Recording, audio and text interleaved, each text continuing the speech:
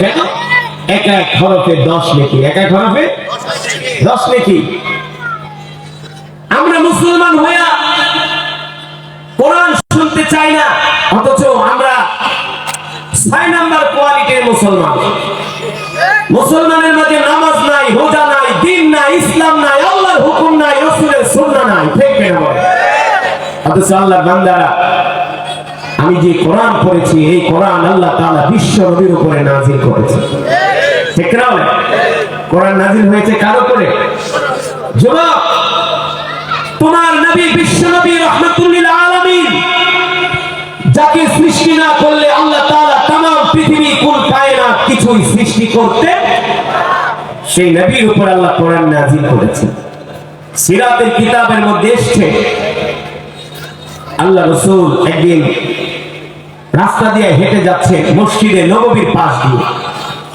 বর্তমানে মদিনা শরীফের যে আধুনিক মসজিদ, 1450 বছর আগে তো এই আধুনিক মসজিদ ছিল, ছোট্ট একটা ঘর ছিল, চতুর্দিকে মরুভূমি আর জঙ্গল আর পাহাড়। 1450 বছর আগের কথা বলছি। আল্লাহ নবী দ্বীনের দাওয়াত দিয়ে সাহাবীদের বিশাল একটা কাফেলা নিয়ে, জামাত নিয়ে আল্লাহ রাসূল মসজিদে নববীর পাশ দিয়ে হেঁটে যাচ্ছে। হঠাৎ করে আল্লাহ রাসূলের কান মোবারকে কোরআন কারীমের তেলাওয়াতের আওয়াজ ভেসে আসছে। সুবহানাল্লাহ। কিসের আওয়াজ? কিসের আওয়াজ? এই যে আমি কোরআন পড়ছি, আমি যখন শুরু করেছিলাম মুসলিমের কিছু লোক ছিল, কিন্তু কোরআন পড়তে পড়তে আপনারা কোরআনের ভালোবাসায় কোরআনের মাহফিলে ছুটে এসেছেন, ঠিক না?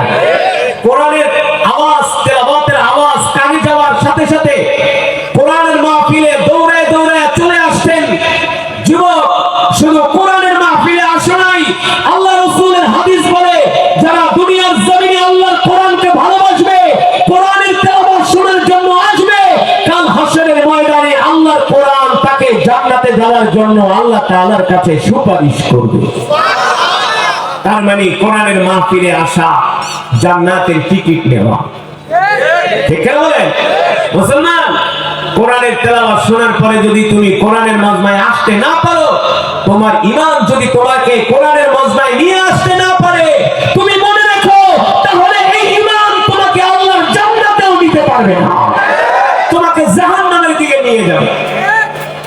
3 ঘন্টা বসে বসে চার দোকানে বিড়ি খাও, চা খাও, বাংলা সিনেমা দেখো, ওই সময় আর কষ্ট লাগে না, ওই সময় আর হাঁটু ব্যথা করে না, পা ব্যথা করে না, ওই সময় আর প্রস্রাবে ধরে না, কোনো ক্লান্তি আসে না।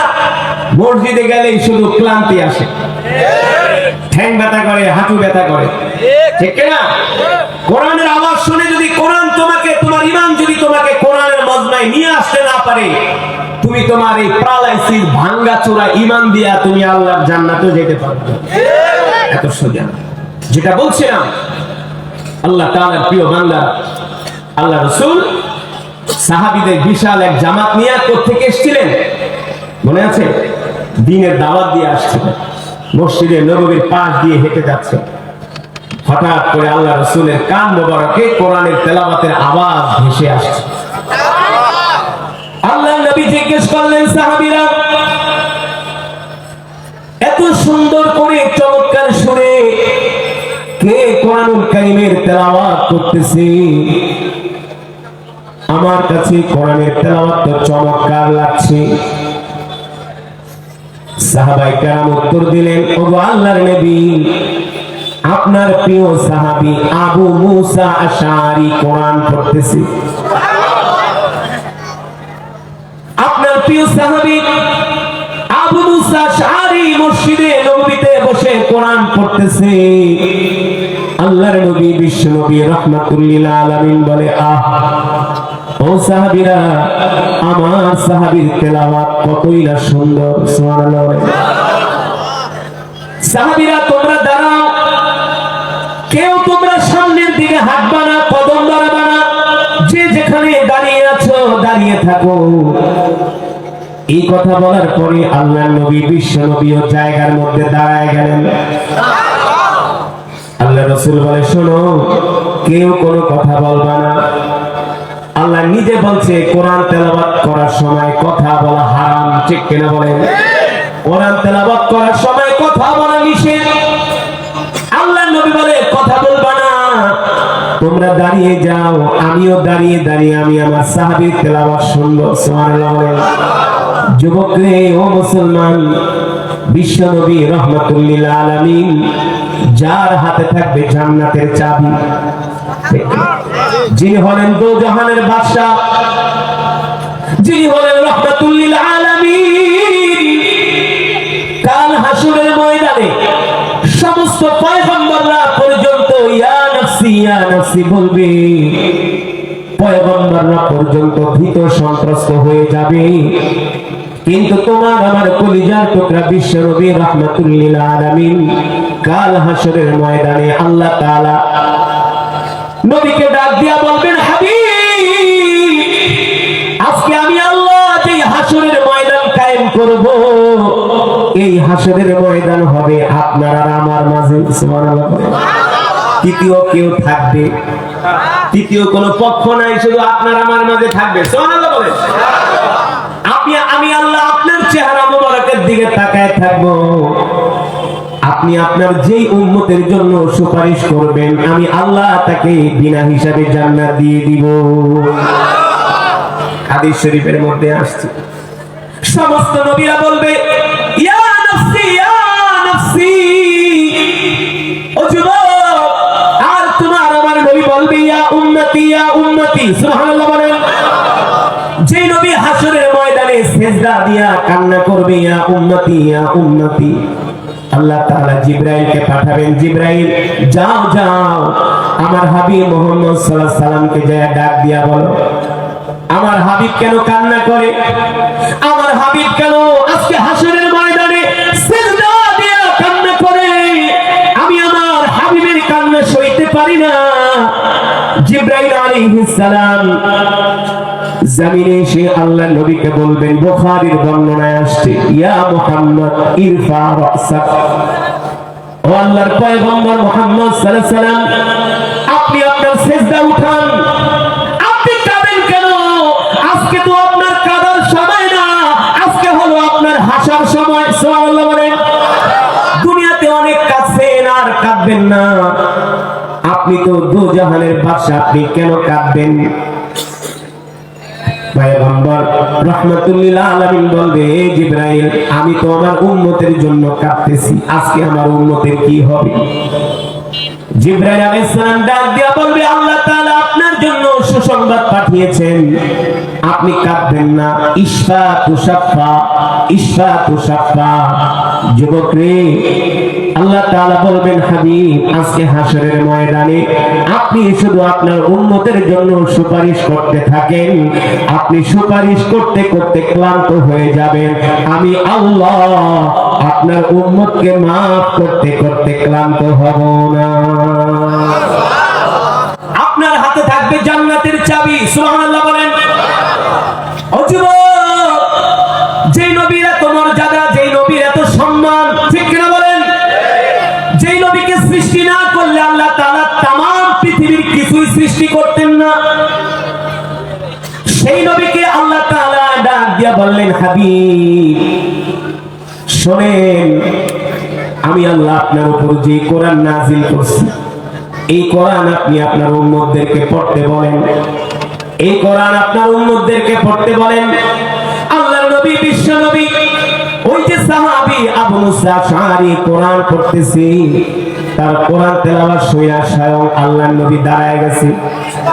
আর তুমি আমি 6 নাম্বার মুসলমান, নামাজ পড়ো না, রোজা রাখো না, দিন নাই, ইসলাম নাই, হালাল হারামের কোনো তমিজ নাই, নামাজ একটাও পড়ো না, নিজেকে অনেক বড় ইমানদার দাবি করো। তোমার নবী যদি দাঁড়ায় দাঁড়ায় কোরআন শুনতে পারে, তাহলে তো তোমার উচিত কোরআনের আওয়াজ শোনার পরে পাগলের মতো কোরআনের মজমায় চলে আসা, ঠিক না? সিরাতের কিতাবের মধ্যে এসেছে, আল্লাহ নবী যতক্ষণ পর্যন্ত কোরআন পড়েছেন, সাহাবী যতক্ষণ পর্যন্ত কোরআন তেলাওয়াত করেছেন, আল্লাহ রাসূল ততক্ষণ পর্যন্ত দাঁড়ায় দাঁড়ায় কোরআন তেলাওয়াত শুনেছেন। যখন সাহাবীর তেলাওয়াত শেষ হয়ে গেল, আল্লাহ রাসূল বললেন, যাও যাও আমার সাহাবীকে ডাইকা নিয়ে আসো। এবার সাহাবী আবু মুসা আশআরীকে ডেকে আনা হলো। এ আবু মুসা আশআরী, তোমাকে আল্লাহ রাসূল ডাকছেন। সাহাবী আবু মুসা আশআরী আসলেন। আল্লাহ নবী বললেন, ইজলিস হুনা, বসো। ইজলিস হুনা, বসো। এ সাহাবী আবু মুসা আশআরী, এতক্ষণ পর্যন্ত কি তুমি কোরআন পড়তেছিলে কিনা? সাহাবী আবু মুসা আশআরী বলেন, ওগো আল্লাহর নবী, এতক্ষণ পর্যন্ত আমি কোরআন পড়ছিলাম। আল্লাহর নবী বলে, সাহাবী রে, তুমি কি জানো যতক্ষণ পর্যন্ত তুমি কোরআনুল কারীমের তেলাওয়াত করেছো ততক্ষণ পর্যন্ত আমি নবী দাঁড়িয়ে দাঁড়িয়ে তোমার তেলাওয়াত শুনেছি। যতক্ষণ তুমি কোরআন পড়েছো ততক্ষণ আমি নবী দাঁড়িয়ে দাঁড়িয়ে তোমার তেলাওয়াত শুনছি। এই কথা শোনার পরে সাহাবী কান্না করে দিলেন। সাহাবীর চোখ দিয়ে ঝরঝর করে পানি পড়তেছে। আল্লাহ নবী ডাক দিয়া বলে, লিমা তাবকি ইয়া আবা মুসা আশআরী, কাঁদো কেন? আমি কি তোমাকে কাঁদার কথা কোনো কিছু বলেছি কিনা? তুমি কি আমার কথায় কষ্ট পেয়েছো কিনা? তুমি কেন কান্না করো? তোমার চোখে কেন পানি? সাহাবী আবু মুসা আশআরী ডাক দিয়ে বলেন, ওগো আল্লাহর নবী, আপনি আমার চোখে যে পানি দেখছেন, এই চোখের পানি কোনো কষ্টের পানি না, কোনো দুঃখের পানি না, কোনো কান্নার পানি না, আমার চোখে হলো আনন্দের পানি।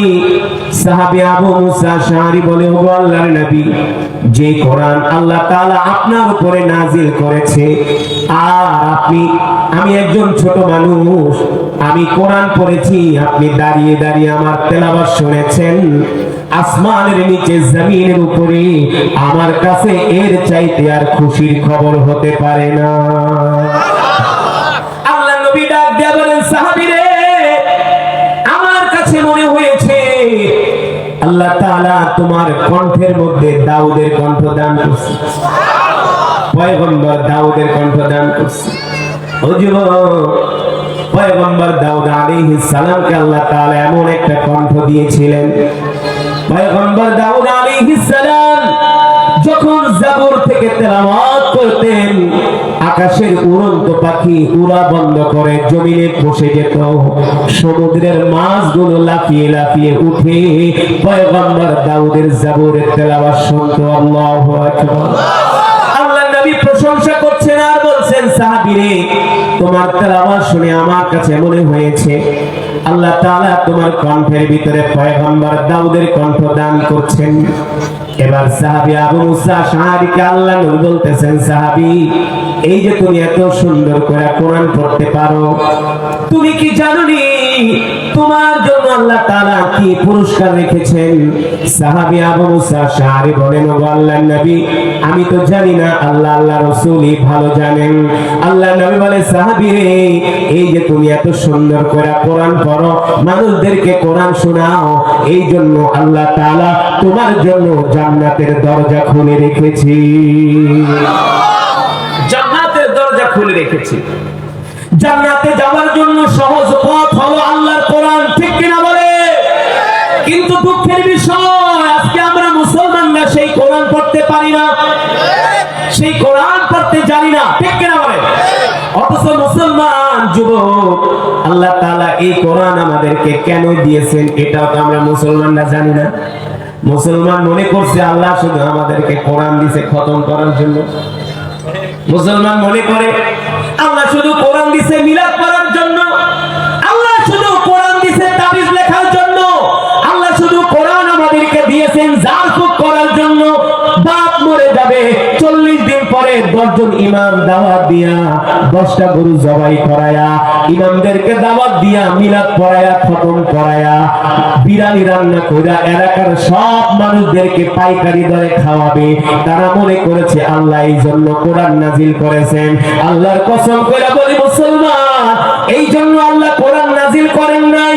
শুধু খতম করার জন্য কোরআন নাজিল হয় নাই, জারফুক দেওয়ার জন্য কোরআন নাজিল হয় নাই, তাবিজ লেখার জন্য কোরআন নাজিল হয় নাই, পানি পড়ার জন্য কোরআন নাজিল হয় নাই।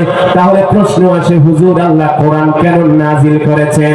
আল্লাহ তাআলা কোরআন এই জন্য নাজিল করছেন, কোরআন কোনো সস্তা জিনিস না। কোরআন এত সস্তা জিনিস না। এই কোরআনের সাথে যারা সম্পর্ক করেছে আল্লাহ তাদেরকে দুনিয়া আখিরাতে সম্মান দিয়েছে, সম্মানিত করেছেন। যারা এই দুনিয়ার জমিনে কোরআনকে আঁকড়ে ধরেছে, খাদিমুল হারামাইন শরীফাইন কাবা খতিব ডক্টর শেখ আব্দুর রহমান আস-সুদাইস একমাত্র কোরআনের কারণে আল্লাহ তার মর্যাদা বাড়িয়ে দিয়েছে। ঠিক কি না বলেন?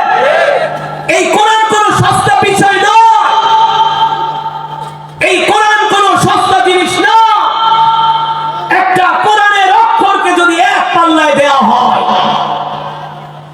জান্নাতকেও যদি এক পাল্লায় দেওয়া হয়, আল্লাহর কসম করে বলি একটা কোরআনের অক্ষর জান্নাতের চাইতে ভারী হয়ে যাবে, জান্নাতের চেয়ে মূল্যবান হয়ে যাবে, দামি হয়ে যাবে আল্লাহর কোরআনের একটা অক্ষর। কি মনে করছে? কিন্তু আমরা মুসলমান মনে করি আল্লাহ কোরআন শুধু আমাদেরকে দিছে খতম আর মিলাদ আর জাফুক আর তাবিজ দেওয়ার জন্য না। আমাদের প্রতি আল্লাহর কোরআনের হক আছে। কি আছে? জোরে বলেন। আপনার প্রতি আপনার সন্তানের হক আছে। আপনার সন্তান যদি আপনার হক আদায় না করে আপনার কষ্ট লাগে কি লাগে না? রাগ লাগে কি লাগে না? মাঝে মাঝে অনেক বৃদ্ধরা এসে বলে, হুজুর বুকটা ফেটে যায়, আমার সন্তান আমার হক আদায় করে না। কলিজা ফাইটা দেয়, আমার সন্তান আমার হক আদায় করে না, আমার স্ত্রী আমার হক আদায় করে না, আমার ছোট ভাই বোনেরা আমার হক আদায় করে না। দুনিয়ার মানুষের হক যদি আদায় না হয়, তার জন্য যদি কষ্ট লাগে, আল্লাহ তাআলা আমাদেরকে যে কোরআন দিয়েছেন, আমরা যদি সেই কোরআনের হক আদায় না করি, আল্লাহ তাআলার কষ্ট লাগে কি লাগে না? জোরে বলেন, লাগে কি লাগে না? তাহলে আমাদেরকে জানতে হবে, বুঝতে হবে আমাদের প্রতি কোরআনের কি হক জানার দরকার আছে কি আছে না? আমাদের প্রতি কোরআনের হক হলো, আল্লাহ তাআলা কোরআনুল কারীমের মধ্যে বলছেন, আলা লাহুল খালকু ওয়াল আমর তাবারাকাল্লাহু রাব্বুল আলামিন।